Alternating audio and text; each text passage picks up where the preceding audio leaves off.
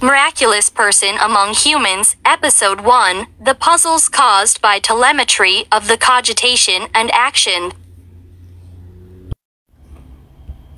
One of my classmates, Dr. Zhou, is a researcher at this Institute of the Chinese Academy of Sciences.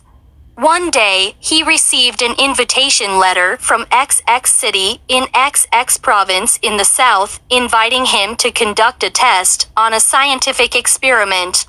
So he arrived in the city on Saturday morning. The city leader arranged for him to meet an expert in the afternoon of that day. At the same time, the city leader briefly introduced the situation to him. This expert has many special powers. He has been helping our city's public security department solve crimes for some time, in order to prevent it. In the afternoon of that day, Dr. Zhou met with Y, the person with special powers. After shaking hands and exchanging pleasantries, Ya said straight to the point, "You are from the Academy of Sciences and a foreign doctor. You must not believe in any special powers. Let's do this. You ask questions and I will answer them and verify them on the spot." Dr. Zhou thought about it. After a while, he asked, "Tell me, where is my spouse now?" He replied without thinking, "Your spouse is in the hospital now." Dr. Zhou said, "That's not right. My spouse never goes there on Saturdays. From the hospital. She goes to the hospital every Wednesday afternoon, and today is Saturday." Y said, "If you don't believe it, just call and ask in the evening, and you will know." That night, Dr. Zhou called his home in Beijing.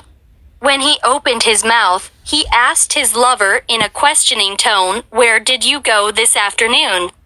His lover was a little unhappy, as if she was suspected of doing something bad.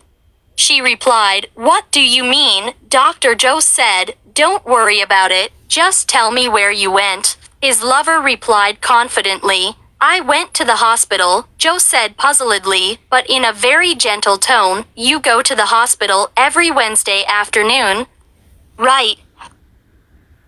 His wife said, "Yes.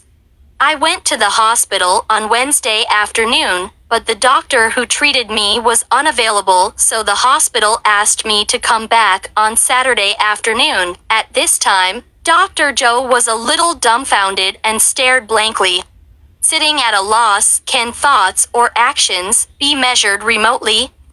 Do I have to admit that this expert has superhuman powers? Do I have to sign the appraisal certificate? When Dr. Zhou told me this experience, I'm confused too. I think I don't need to be verbose anymore, you understand. This is what I want to tell you today about the confusion caused by thought telemetry.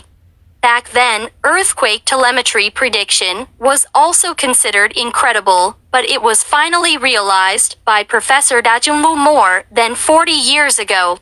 Of course, Professor Dajunlu did not use special functions, but used scientific instruments to achieve it.